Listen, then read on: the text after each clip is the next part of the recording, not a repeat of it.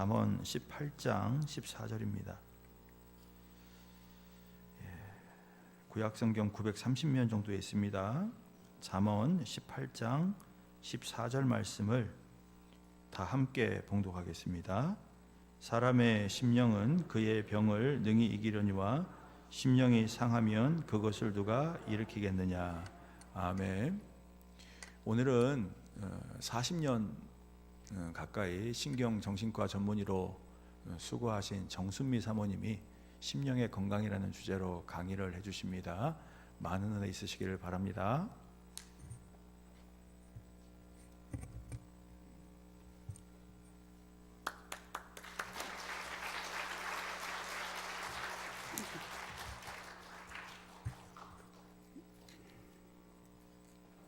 여러분 이렇게 뵙게 돼서 영광스럽고 또 감사합니다. 오늘 이 자리에서 있어지는 모든 과정을 성령님께서 임재해 주셔서 이렇게 귀한 교제가 됐으면 좋겠어요.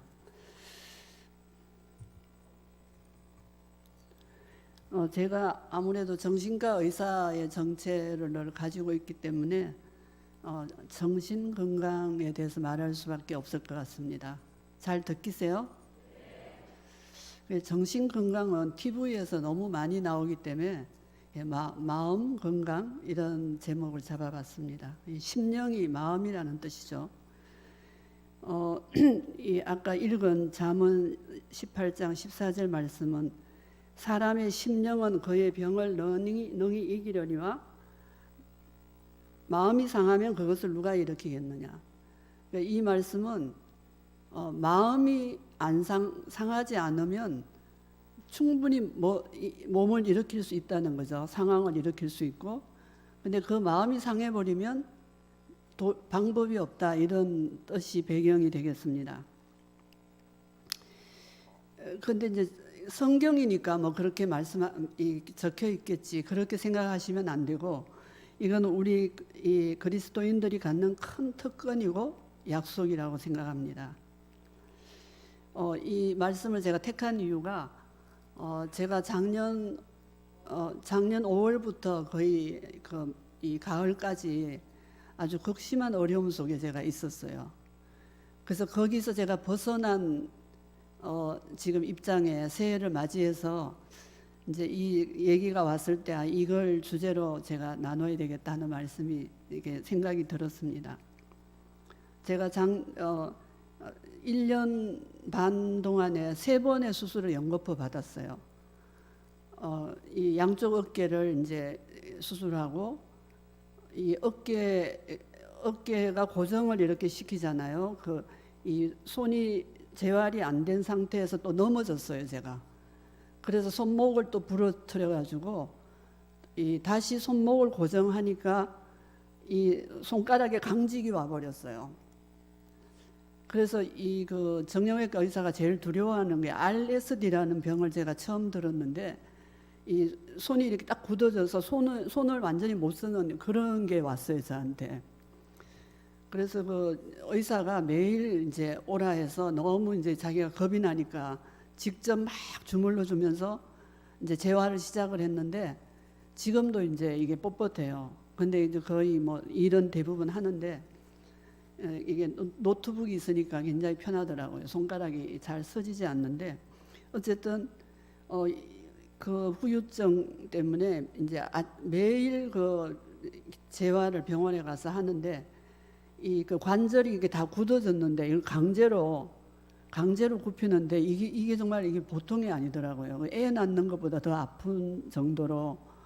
그러니까 매일 아침에 이게 수술 없이 이렇게 마취 없이 수술하는 그 통증을 1시간 동안 온몸에 진땀을 흘리면서 그렇게 1년 이상을 그런 생활을 하면서 저도 모르게 이제 우울증이 왔어요, 저한테. 그러면서 이제 다시 이 통증에 너무 시달리다 보니까 심장에 부정맥이 오더라고요.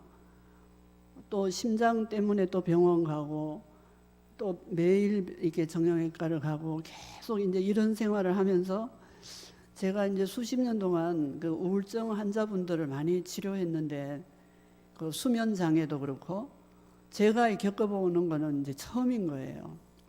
그래서 약을 제가 처음으로 반년 정도를 약을 먹었어요. 잠이 오지 않아 가지고요. 그러니까 이 누워서 이렇게 동창이 밝아오는 거를 밤새도록 보는 그 처절한 거 있잖아요. 그리고 아침이 되면 저 일상을 시작해야 이렇게 가야 되니까 일어나면 완전히 식은땀이 나면서 그런 상태에서 하루를 시작하고 이렇게 막 기다시피 이렇게 하면서 작년 한 해를 제가 보내면서 이게 환자라는 이제 명칭이 좀 맞지 않지만 사실 뭐 저는 이렇게 구분해요. 병원에 오는 환자, 아이덴티파이드 페이션트가 있고 이게 병원에 안 오는 환자분들이 더 많죠.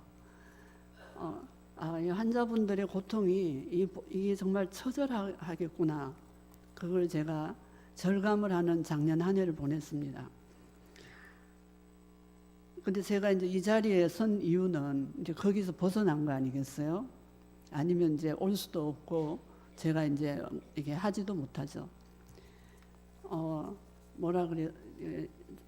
이게 저도 이게 야곱처럼 아주 집요한 사람이라서 이 지난 세월을 제가 개척교회 사모로 또 병원을 운영하면서 참 어려운 삶을 살았는데 하나님의 은혜라고 이제 생각은 많이 했는데 제 능력이 참 많았던 것 같아요. 근데 작년 한 해 그 끔찍한 삶은 제가 아무것도 할 수 없더라고요. 그냥 눈 뜨고 거의 누워서 이제 이 봄 지나고 가을쯤은 그냥 누워서 지냈어요. 이렇게 일어나서 이렇게 에너지가 없으니까 제가 할 수 있는 거는 기도밖에 없었어요. 앉아서 책을 읽을 에너지도 안 나오고 그래서 누워서 계속 이제 부르짖고 이 화장실에 가든지 부엌에 가면 뭐 그 모든 게 제 절규예요. 살려주세요, 하나님, 살려주세요. 이제 그런 과정의 끝 부분에서 제가 또 엄청난 충격을 또 받았어요. 제가 이렇게 의사로 강의하러 와서 제가 앓는 얘기를 시작해서 이제 죄송한데 이게 사실은 중요한 도입부예요. 이제 이런 게 없으면 제 말이 다 거짓말이 되는 거예요. 이렇게 몸이 그렇게 다 무너지면서 마음도 많이 무너졌는데 또 어떤 분의 아주 저기에 찬 공격을 제가 또 받았어요. 제가 70몇 년 살아오면서 그런 그 공격을 제가 처음 받았던 것 같아요. 대부분 나도 잘못이 있고 성찰을 하고 뭐 이렇게 하면 해결하고 다 넘어가고 대부분 그랬는데 작년에 제가 받았던 공격은 제 정체성이 막 이렇게 완전히 무너지는 것 같더라고요. 하여튼 그래서 이 정신적, 육체적 이 모든 상황적 이 속에서 제가 도저히 헤어나올 수 없는 그런 저 자신을 처절히 제가 절감하면서 하나님을 찾았는데 이 하나님께서 저를 이렇게 끌어내시더라고요. 그게 뭐 대본에 되진 않았지만 몇 개월이 걸렸죠. 근데 그 대상을 용서하는 마음을 주시고 도저히 용서가 안 되는 사람이에요. 너무 심각한 피해를 줬기 때문에. 그리고 그 다윗을 제가 많이 생각하게 됐어요. 그 시편에 하나님이 어떻게 다윗을 왕으로 만드셨는가. 그 핵심 속에는 사울에 대한 용서가 들어있어요. 사울 편에 선 사람들에게 아주 억울한 공격을 10몇 년 이상을 받았잖아요. 그 가운데서 다윗이 하나님 편에서 용서의 길을 계속 걸어왔기 때문에 그 경험과 여정이 다윗이 왕을 할 수 있는 자원이 됐거든요. 그래서 제가 시편에 막 이 원수를 저주하는 그런 것까지도 나오는 심정을 제가 정말 절감을 하면서 이제 제가 몸 아픈 것이 문제가 아니라 그 용서의 문제였어요. 작년에 잠을 못 자게 한 거는 그 몸이 아픈 게 아니라 용서 문제 앞에서 제가 이제 절규하면서 잠이 오지 않았는데 그게 하나님이 해주시는 거예요. 그래서 계속 봐야 되는 사람이었거든요. 어느 날 제 마음속에 그 묶임에서 확 풀어지면서 그 자유함이 찾아왔어요. 물론 지난 세월 동안 수없이 그런 걸 경험하면서 하나님의 일을 할 수가 있었죠. 근데 이번은 제가 몸까지 같이 묶이면서 그 너무 처절한 입장이었기 때문에 이번에 이 하나님의 저를 구조하시는 이 사건은 잊을 수 없는 이제 생생한 체험이 되는 거예요. 마음의 평화와 자유와 기쁨이 오면서 그냥 잠이 오고 몸이 다시 회복되고, 손은 좀 장애가 있어도 그건 아무 문제가 안 돼요. 이제 마음이 이제 너무 중요한 것 같아요. 우리한테는 마음이 되면은 다른 모든 게 그냥 이렇게 넘어갈 수 있더라고요. 그래서 제가 이 말씀을 좀 간증을 해야 되겠다 싶어서 제가 오늘 말씀을 드립니다.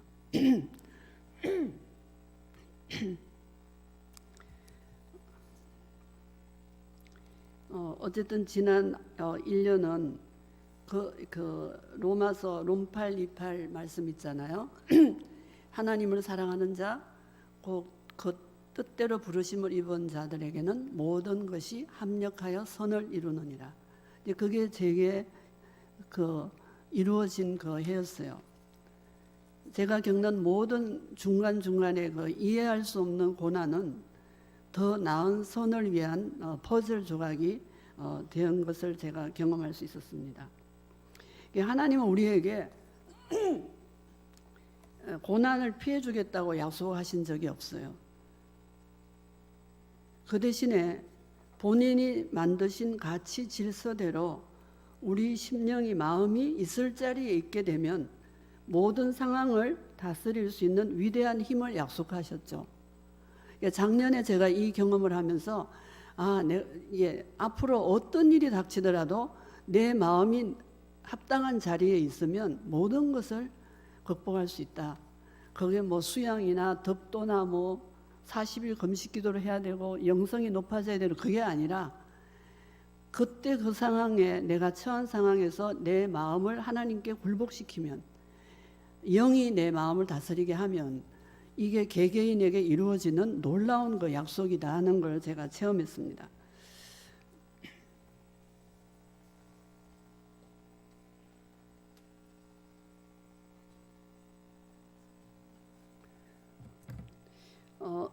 먼저 이거 말씀드릴게요. 인간의 마음은 영의 지배 아래 있다. 이 주제로 말씀드리겠습니다. 몸은 사실 눈에 보이기 때문에 중요하게 다 여기죠. 그런데 마음은 안 보이잖아요. 있기는 확실히 있는데 안 보이기 때문에 많이 무시당하기가 쉽습니다. 그래서 잠언에서도 금과 은보다 지혜를 선택하라는 말씀이 계속 반복되는 이유가, 금은 보이고 지혜는 안 보이잖아요. 근데 이제 여러분들은 이 보이지 않는 가치를 추구하시는 우리 신앙인들은 이 마음 건강에 많이 유의하실 거라고 생각이 됩니다. 그런데 마음이 뭐죠? 마음이 어디에 있죠? 저는 이게 참 궁금했어요. 20대 때 그 해부학 실습할 때 마음이 우리 동양 사람들의 가슴에 있다 그러잖아요. 그래서 이게 이 가슴을 열고 하면은 이 폐가 앞에 딱 이렇게 있잖아요. 그 사이에 뒤에 심장이 있어요. 근데 그거 다 물리적인 조직밖에 없지 마음이 있는 특별한 자리가 없어요. 근데 분명히 존재하잖아요. 근데 우리 사람의 구성이 어떻게 돼 있죠? 예, 몸이 있고 정신이 있고 그다음 영혼이 있잖아요. 이렇게 세 가지 성분으로 사람이 돼 있는 거 여러분 다 아시죠? 이 불신 세계에서는 몸과 정신만 있다 그래요. 근데 우리는 영혼이 있는 걸 이제 인정합니다.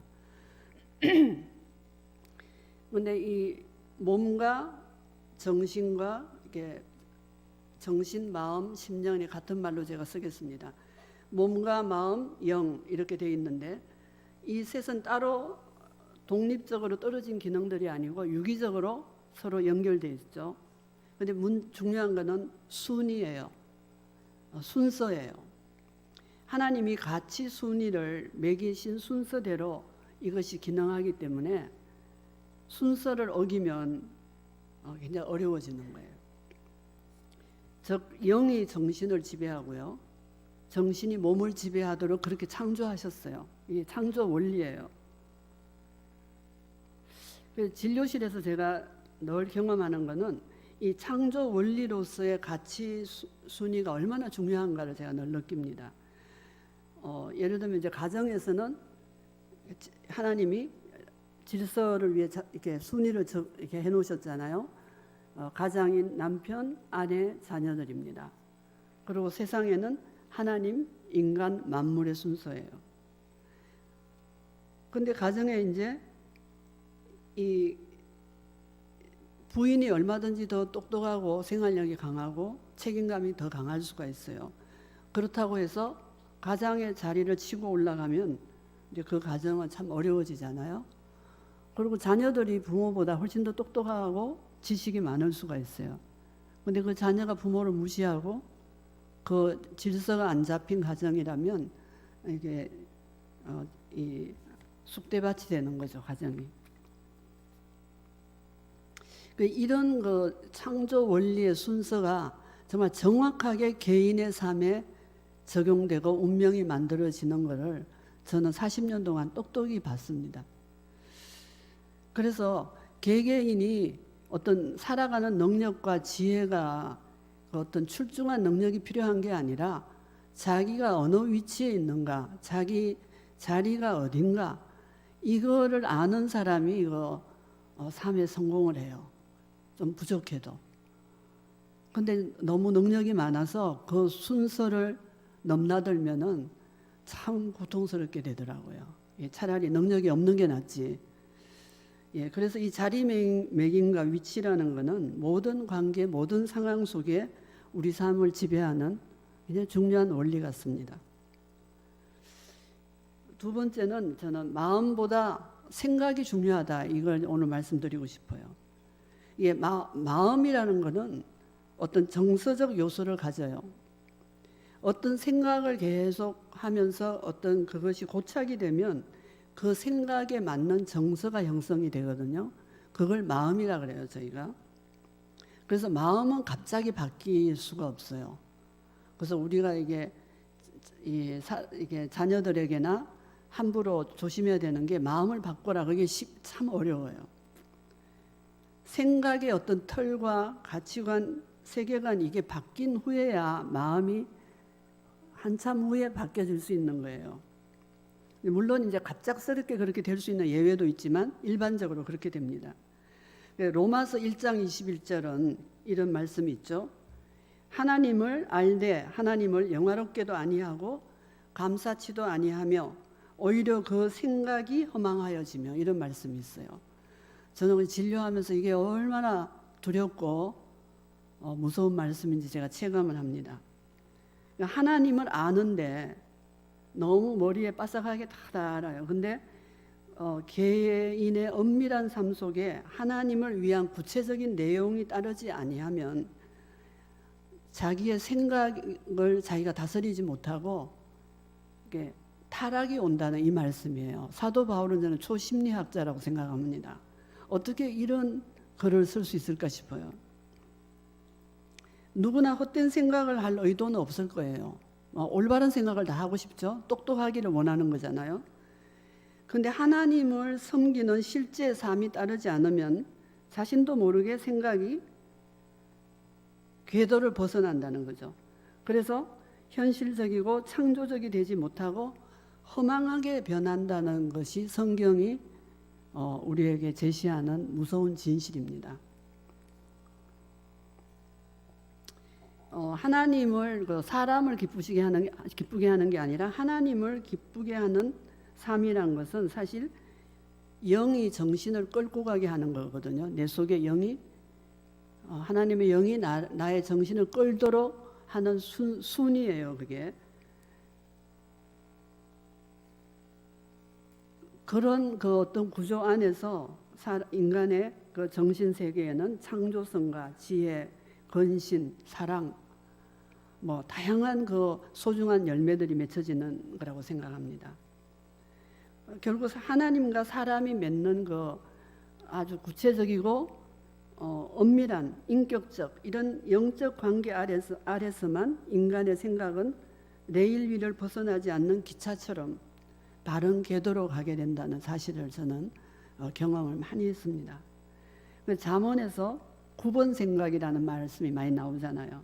이 9번 생각이라는 것은 이 레일을 벗어나는 생각이죠. 진료실에서는 흔히 자기 내 마음인데 내 마음대로 안 돼서 고통받는 분들이 많이 찾아와요. 그 생각 안 하고 싶은데, 그런 마음 안 갖고 싶은데 어쩔 수 없이 끌려가는, 그게 너무 괴롭다 보니까 찾아옵니다. 아니 사실 자기가 자기 몸의 주인이고 주인이라면 자기가 마음대로 할 수 있어야 되잖아요. 근데 그게 안 되면 자기 주인이 아니잖아요, 우리 몸에. 저는 그걸 매일 그 진료실에서 경험을 합니다.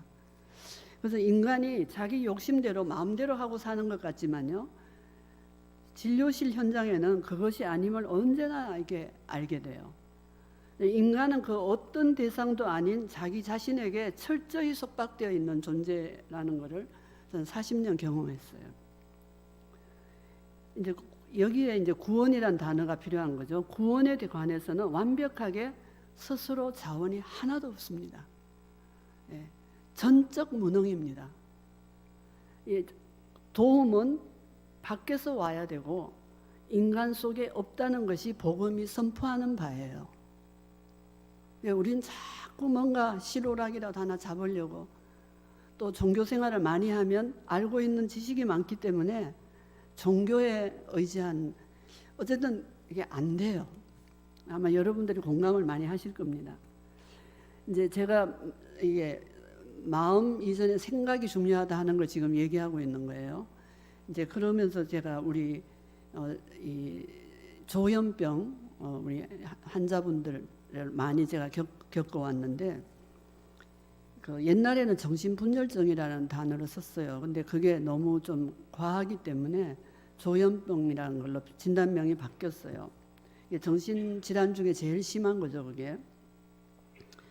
근데 이분들은 이제 없는 소리, 없는 걸 보고 없는 걸 듣고 이래요. 그러니까 듣기고 보이는데 그거 안 믿을 수가 없어요. 그러니까 그까지 가면 그거는 이렇게 이론적으로 안 돼요. 이거는 이제 약물 치료로 들어가야 되고 긴 시간의 그 치료가 필요한 거죠. 근데 이거를 이제 환각이잖아요. 없는 걸 느끼니까. 근데 환각 장애라고 안 하고 사고 장애, 생각 장애라는 진단명이에요. 더 정확한 진단은. 왜 그러냐 하면 그 환각이 오기 전까지의 생각이 그걸 불러일으키거든요. 오랜 세월 그 생각에 완전히 사로잡히면 그 다음에는 그 생각에 따른 현실이 보이고 느끼고 느껴지니까 이거 진짜 그 상태면은 이제 심각하게 되는 거예요. 이제 저희가 이제 수련 의사 때 케이스 발표를 하거든요. 그러면 한 환자가 이게 정신이 무너진 전 과정을 3대 그 족보 3대까지 다루면서 저희가 이제 조사를 하고 발표를 하는데, 그게 오랜 세월이 걸리는 거예요, 사실은. 이 가족들과 본인은 갑자기 왔다 그러는데 사실은 오랜 세월이 어린 시절부터 그것도 배경에 족보도 관계되는 거거든요. 어떤 그 망상이 형성되면 이제 정신병이 오는 건데, 망상이 뭐죠, 여러분? 사실이 아닌데 굳게 믿고 있는 거예요. 굳게 믿는 가치 체계, 생각 체계예요. 근데 그게 현실이 아니기 때문에 현실에서 계속 실패하게 돼요. 따지고 보면 사실은 저는 이제 그렇게 생각해요. 우리 병원에 오시는 분만 제가 절대로 환자로 생각 안 하는데요. 저부터 환자니까.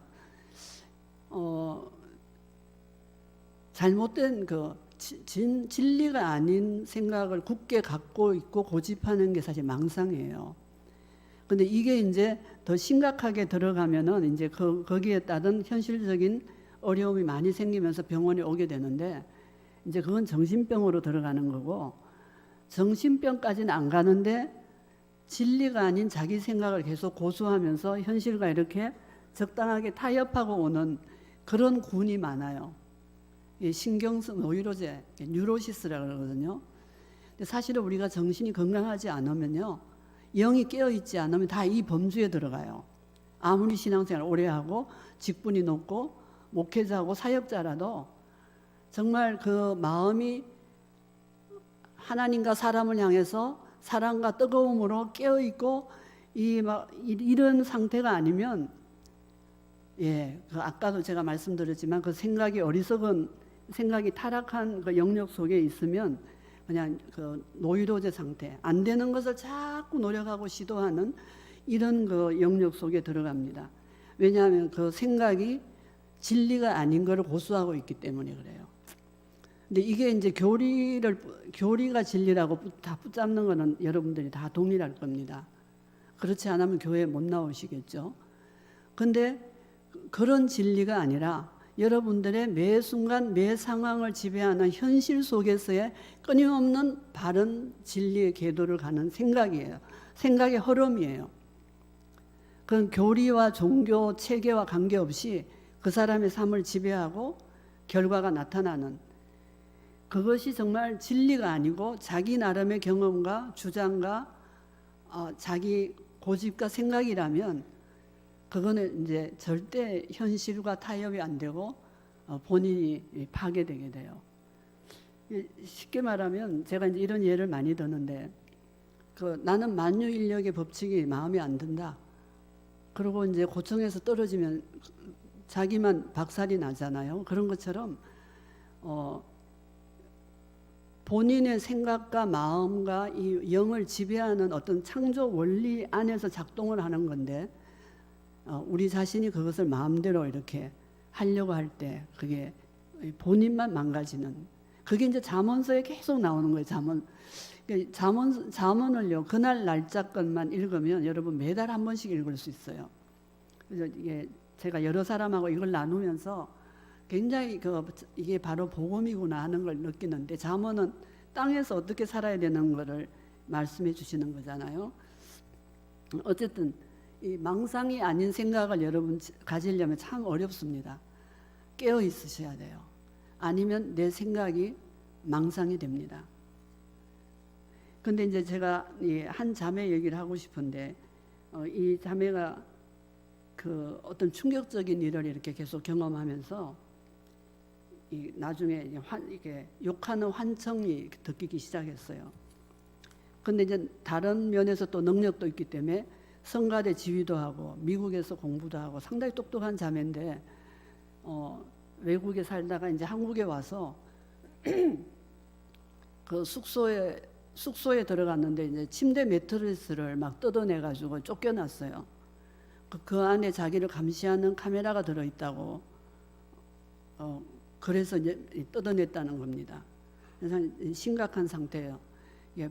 급히 치료를 시작해야 되는 입장인데 지금 그렇게 못하고 있는 분이 한 분 있습니다.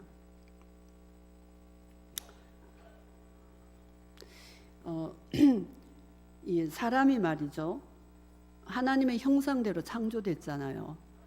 그래서 현재 그 사람이 어떤 인격이고 모습이든 그 하나님으로부터 받은 존엄성이 있어요. 자기 존엄성을 지킬 수 없을 때 또 내적 정죄의 화살을 계속 맞고 거기에 굴복하게 될 때는 자살로 가든지 미치든지 둘 중에 하나입니다.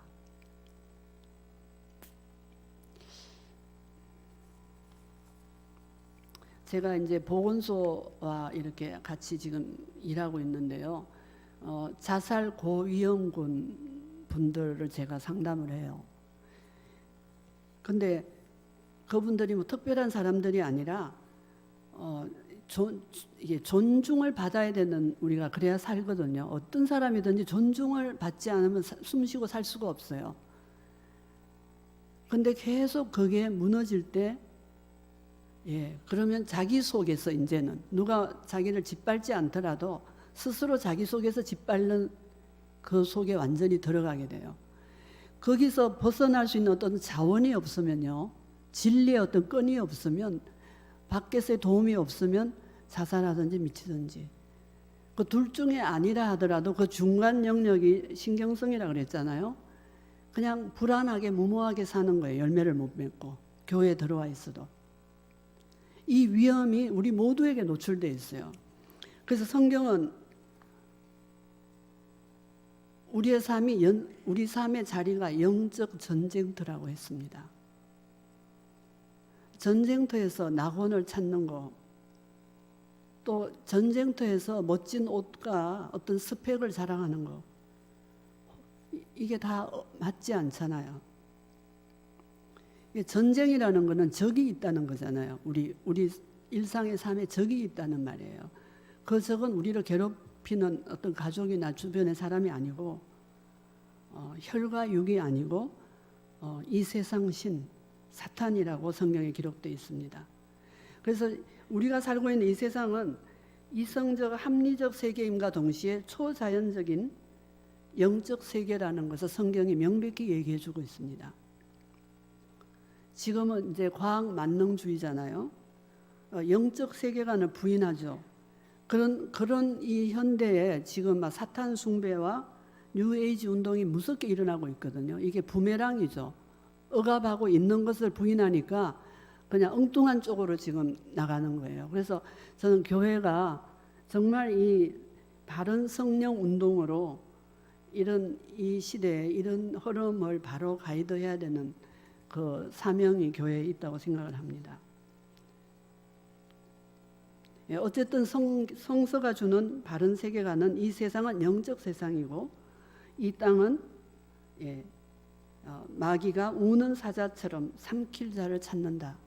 저희가 이제 한 사람 한 사람 그 환자들을 이게 탐색해 들어갈 때 어떻게 무너져 갔는가를 이제 이게 그래프를 저희가 만들거든요. 근데 그 약해질 때, 병이 났을 때나 충격을 받았을 때나 상실했을 때, 약할 때 반드시 그 들어오는 존재가 있습니다. 여러분, 그게 사실 여러분들이 별로 듣기 싫어하는 마귀입니다. 그러니까 예수님이 자기가 오신 목적을 이렇게 말씀하시잖아요. 요한일서 3장 8절에 내가 온 것은 마귀의 일을 멸하러 왔다. 이렇게 간단하게 말씀하셨어요. 어떤 다른 방법으로 이 세상을 구원하려고 하시는 게 아니라 마귀의 일을 멸하러 왔다고 하셨습니다. 그래서 이 마귀는 주로 생각 영역에서 활동을 합니다. 여러분 그거 아셔야 돼요. 마귀가 뭐 특별한 사람한테 들어가는 게 아니고요. 우리의 생각 속에 들어옵니다. 우리가 특별히 약해졌을 때. 그래서 여러분 우리의 생각이 시시각각 어떤 상황에 따라 바뀌잖아요. 이때 끊임없이 진리의 잣대로 생각을 재단해야 돼요. 그래서 저는 병원에 있을 때 이런 환자분들이 꽤 있었어요. 원장님, 제 과거에 이 생각을 컴퓨터에서 삭제하듯이 좀 하는 방법이 없을까요? 약이 없어요? 이래요. 그러면 얼마나 좋겠어요. 수십 년 전에 있었던 안 잊혀지고 삭제가 안 돼요. 그냥 이렇게 침전물처럼 가라앉아 있다가 자극이 오면 다 일어나잖아요. 그래서 부부싸움 할 때도 현재 지금 얘기를 안 하고 막 몇십 년 전 얘기까지 다 나오잖아요. 그게 삭제가 안 되는 거예요. 우리 생각 속에 이게 다 저장이 되는 거예요. 그래서 저는 이제 그렇게 얘기해요. 그건 삭제할 수는 없는데 당신이 그 과거의 경험을 바르게 해석하는 능력이 생기면 그거는 삭제가 된다. 근데 바르게 해석할 수 있는 게 그게 상당히 쉽지가 않잖아요. 그 진리가 있어야 돼요. 진리의 잣대가 있어야 설정이 돼 있어야 그게 되는 거예요. 근데 내 생각대로 이게 괴로우니까 좀 좋게 생각해야지 그게 안 돼요. 이게 참 처절한 한계예요, 우리 인간의.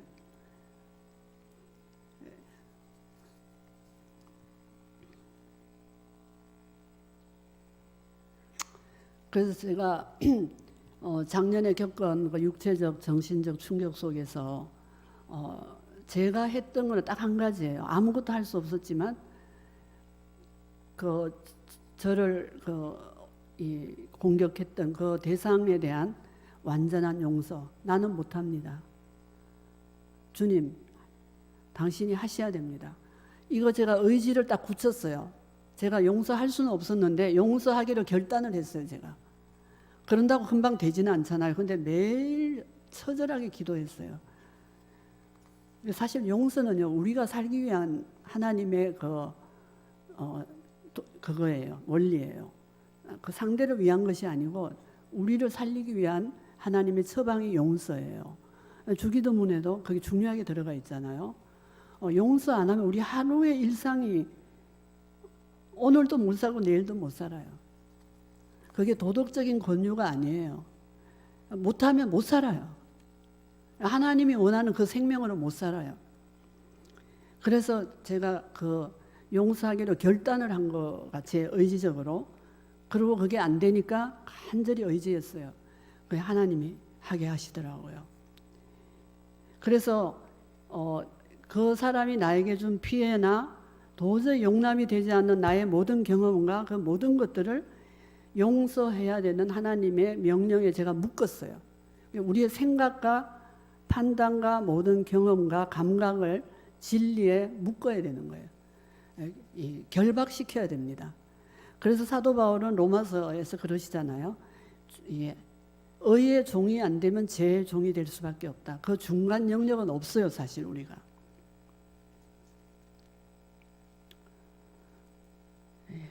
그래서 지금 제가 길게 말하는 거는 어쨌든 이 마음이 우리가 살아 있어야 성령의 열매를 맺고 복음이 약속한 온갖 것을 누리는 삶을 사는데 이 마음은 생각을 굴복시킬 때 가능하다. 이 말씀을 제가 드리고 싶은 겁니다. 왜냐하면 이 생각은 마음은 영의 지배 아래 있기 때문에 영의 지배 아래 들어가야 우리의 생각과 마음이 정상 궤도를 간다 이겁니다. 결국은 하나님과 우리의 개인적인 관계 있잖아요. 우리의 직분이나 뭐 오래 수십 년 신앙생활한 거 아무 상관이 없어요. 이 전쟁 앞에는 내가 알고 있는 나의 위치나 뭐 감투나 이런 게 아무 필요가 없습니다. 너무 이게 동일해요. 이게 차별이 없어요. 이 세계에서는. 근데 하나님과의 관계가 가장 이제 뿌리가 되잖아요. 이게 영이니까.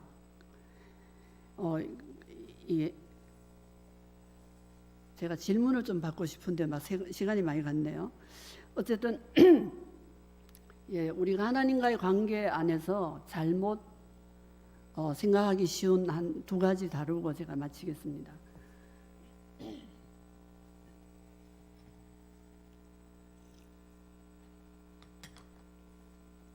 이 정죄감인데요. 정죄감. 그 정신과 영역에 여기에 대한 책들이 참 많습니다. 정오심, 정죄감 이런 것들이. 근데 우리 신앙인들은 아마 일반적인 양심을 가지고 사는 분보다 자기 정죄를 많이 하실 것 같아요. 뭐 그럴 수밖에 없죠. 근데 저는 이제 건강하지 않는 가책에 대해서 말씀드리고 싶은 거예요. 여러분 창세기 3장 아시죠? 아담과 하와가 선악과를 먹어버렸잖아요. 그 후에 하나님이 오셔서 왜 먹었느냐 이제 이런 얘기가 쭉 나오잖아요. 근데 하나님이 오셔서 그걸 지적하기 전에 이분들은 이미 자기 정죄를 했어요. 여러분 그거 아세요? 아니 먹자마자 제일 먼저 나타난 정죄가 뭐였죠? 다 아실 거예요. 그 전에는 벌거벗으나 부끄러워 아니하니라. 이게 2장 마지막에 그게 파라다이스 낙원이었어요. 바로 그 말이 낙원이란 뜻이에요. 자기 정죄가 없었어요. 어린 애기처럼. 근데 선악과를 딱 먹자마자 제일 먼저 나타난 정죄가 벗은 걸 알게 됐어요. 수치심을 알게 됐어요. 수치심이라는 거는 뭔가 자기가 부족하고 편하지 않는 걸 말하거든요. 자기 정죄감이에요. 그래서 무화과 나무 이파리로 치마를 했어요. 그래도 불안해서 나무 뒤에 숨어가 벌벌 떨고 있었잖아요. 그때 하나님이 왜 먹었느냐 하니까 당신이 주셔서 나와 함께한 여자가 먹으라 해서 먹었다. 그러니까 자기는 잘못이 없고 하와와 하나님이 잘못이 돼서 내가 이렇게 됐다. 이렇게 지금 얘기하잖아요. 그러니까 제가 지금 무슨 얘기 하려고 하느냐 하면요.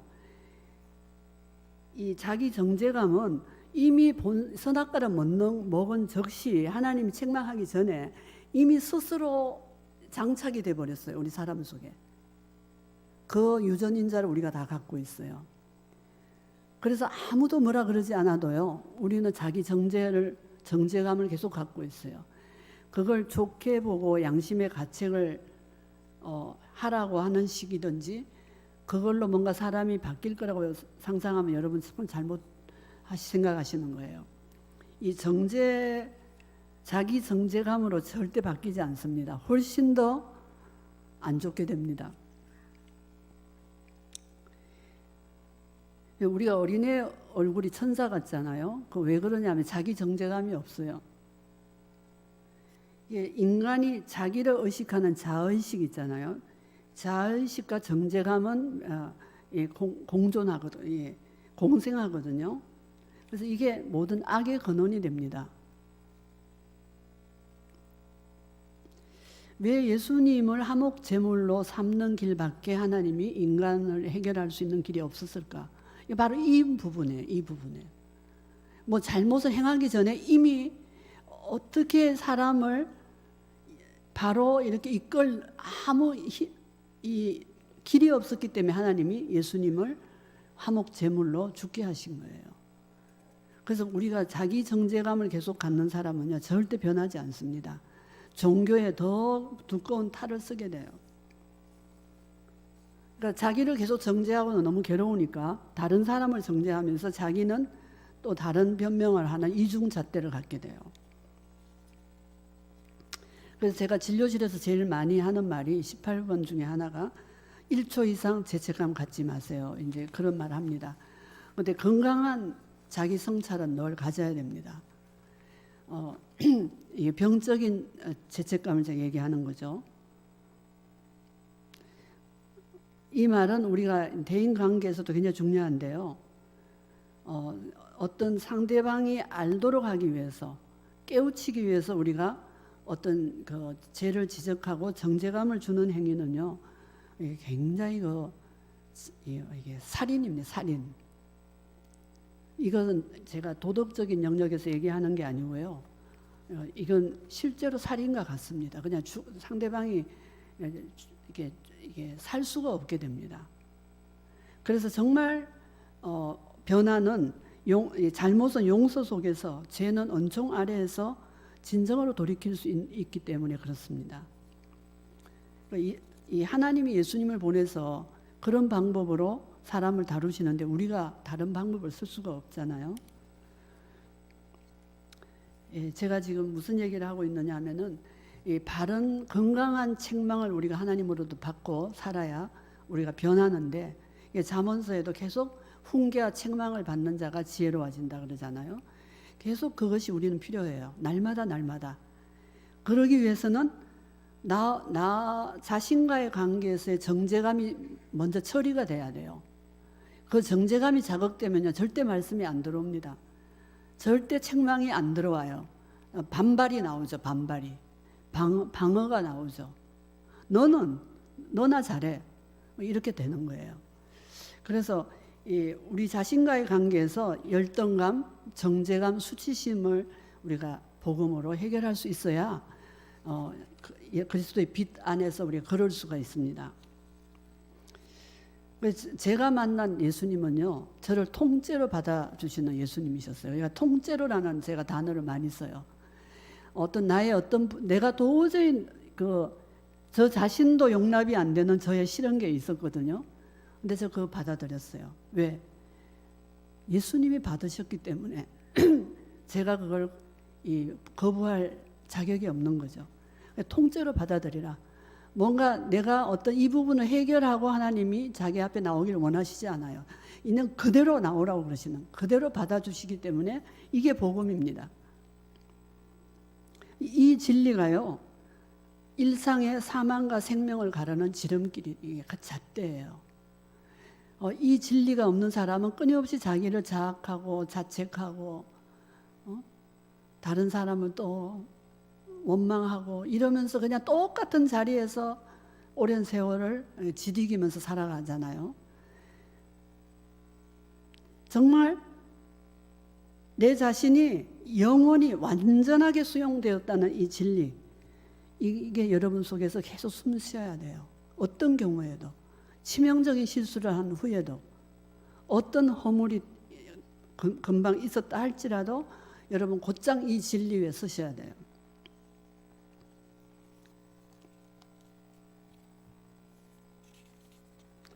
예, 어쨌든 이 복음이 여러분 속에 역동적으로 기능하고 열매를 맺게 하기 위해서는 우리가 우리 자신에 대한 관계에서 정말 화평해야 되고, 그 화평이 하나님과 인간과의 관계 속에서 계속 적용이 돼야 됩니다. 이 정제감을 굴복시켜서 진정한 양심의 성찰자가 여러분 되시기를 바랍니다. 네. 그리고 또 한 가지 우리가 하나님과의 진정한 관계를 방해하는 게 어떤 계급의식, 완벽성으로서의 영적 추구가 있습니다. 여러분들은 다 이렇게 하나님을 추구하시잖아요. 근데 여러분들은 평신도는 난 사역자가 난 아니기 때문에 내가 뭐 그렇게 복음을 위해서 내가 그렇게까지 살 필요가 있는가, 이렇게 생각하실 수도 있습니다. 근데 이런 우리의 그 현실이자 계급의식 속에 우리가 의식이 있거든요. 그 태어날 때부터 그런 게 있잖아요. 부모도 자기 마음에 잘 들면 사랑해주고 아니면 아니잖아요. 그러니까 아이들도 자라면서 경쟁의식과 계급의식 속에서 자라게 돼요.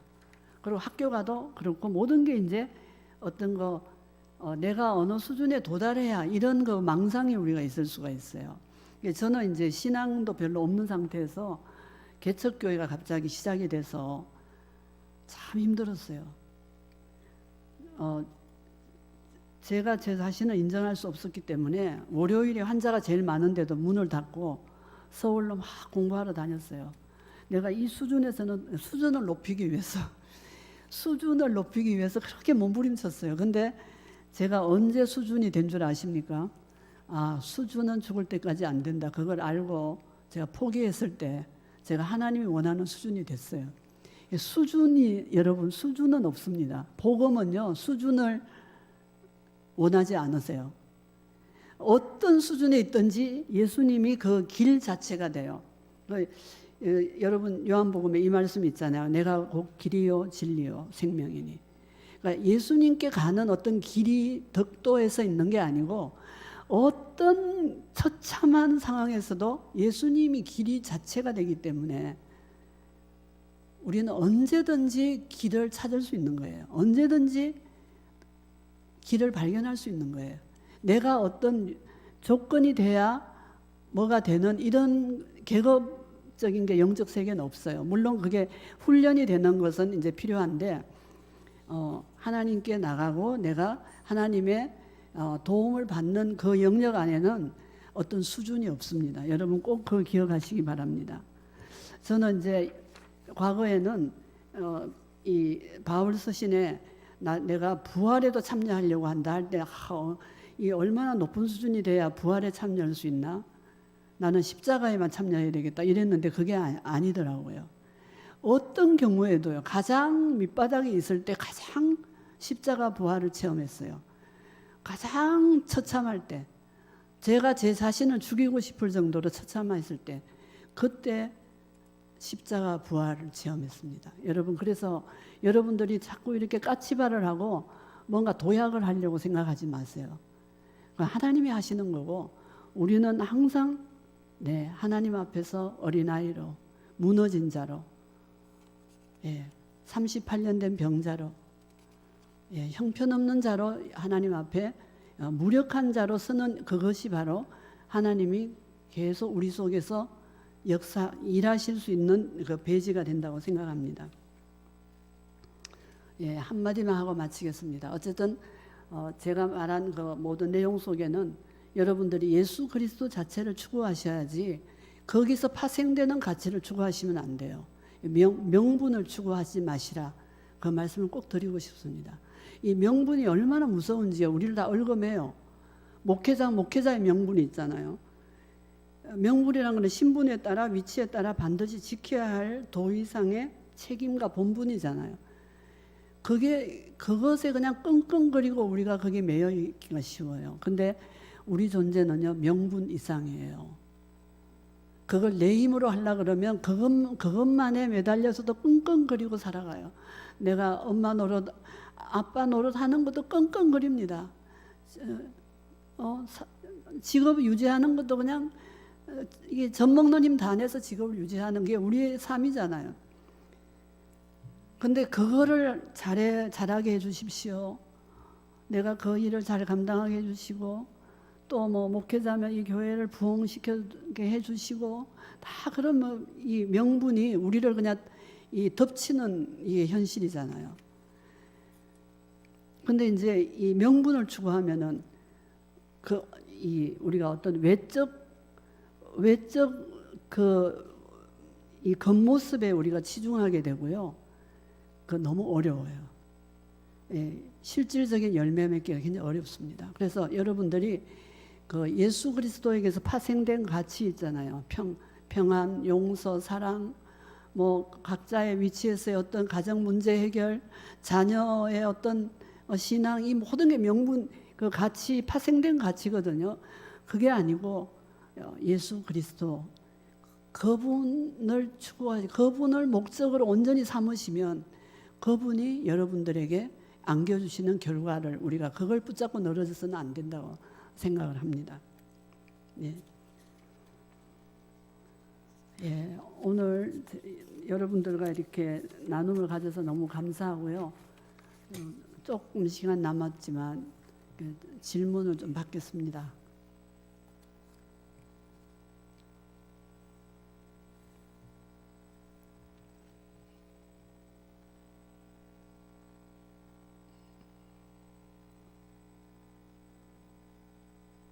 질문해 주시죠.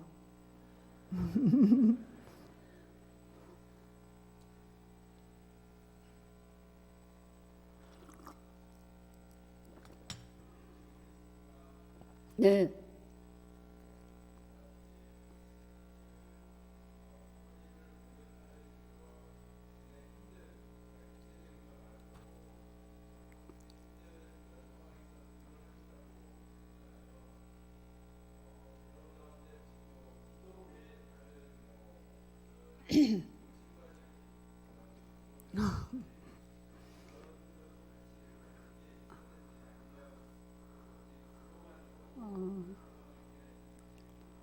네, 아주 중요한 질문이십니다. 어떤 기도 행위를 내가 했다기보다 제 마음이 하나님을 향해 절절히 열려 있었다는 뜻이고요. 그게 이제 계속 기도에 호흡이 되는 거죠.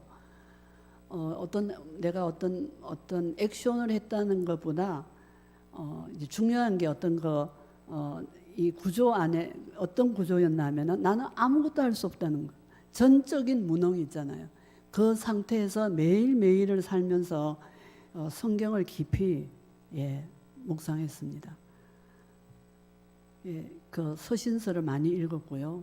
어쨌든 제 나름대로 계속 이렇게 하는 성경 연구하는 그게 있어서 말씀과 기도, 여러분들이 아는 기본기죠. 그거에 대한 이게 절박한 의존, 그 마음이 하나님께 상달됐다고 생각해요. 제가 어떤 걸 했어가 아니라.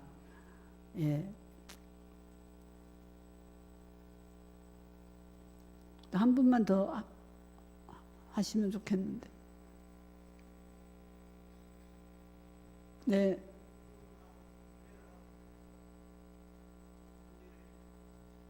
잘 안 듣기는데. 예, 아주 잘 지내고 있습니다. 아주 더 사랑스럽게 보입니다. 그 사건 후에. 이게 참 새로운 어떤 저의 이게 시야가 열렸다고 생각하는 게요. 사람에 대한 제가 의지를 참 많이 했던 것 같아요. 또 좋은 사람, 믿을 만한 사람, 저 사람은 좀 신뢰가 안 가는 사람, 이렇게 구분을 했는데 어떤 사람이든지 그 안에 어린아이가 있고 재성이 있고 그렇게 동일하게 제 마음이 사람에 대한 완전히 이렇게 포기를 하게 되면서 거기서부터 출발하는 그런 태도가 제가 되더라고요.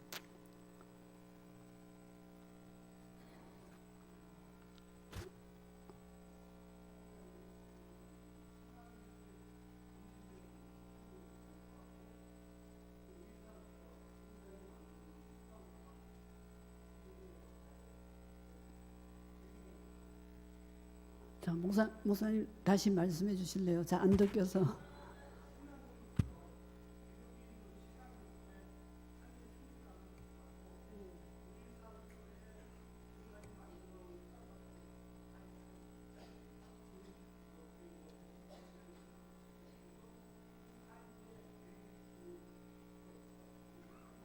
아,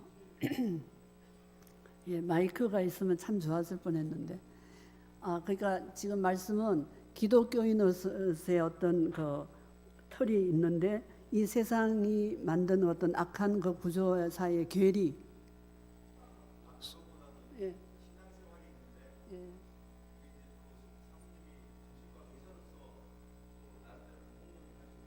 예, 예.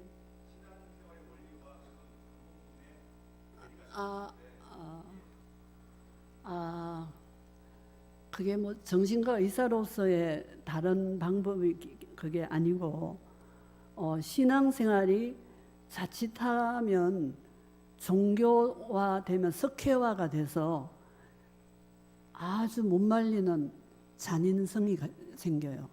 그러니까 성경에서 사랑을 자꾸 강조하는 게요. 그게 어떤 그런 수준을 향해서 우리가 자꾸 노력하라는 뜻이 아니고 실제로 그런 마음이 우리 속에 작동이 안 되면 이 신앙과 오랜 종교 생활은 아주 잔인한 무기가 됩니다. 사람을 죽이는.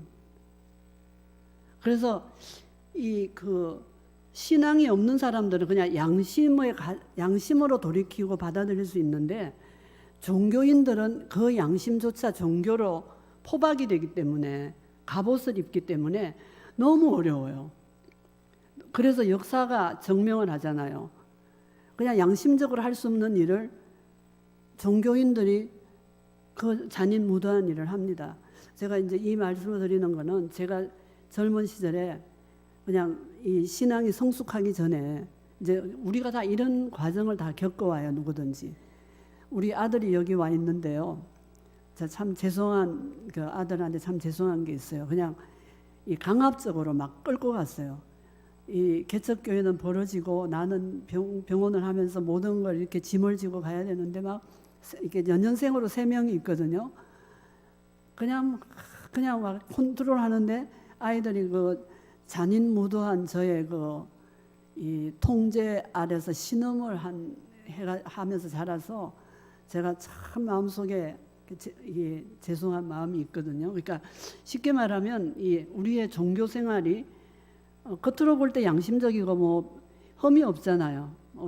거짓말도 안 하고 열심히 집에서 일하고 밖에서 일하고 교회 오고 그러는데 그 종교에 생명력이 없으면요, 사랑이 없으면 훨씬 더 안 좋은 양심으로 살게 돼요. 이중잣대로. 그걸 아이들이 보고 자라면 절대 신앙을 전수시킬 수가 없죠. 그런 과정을 우리가 나름대로 다 걸어와요. 그래서 용서를 받아야 되는 거죠, 다 우리가. 신앙이 그냥 점프해가 갑자기 성장할 수는 없기 때문에 여러분 다 이제 그런 여정이 있을 거라고 생각이 됩니다. 그래서 교회 안에는 서로 용납할 수밖에 없는 거예요.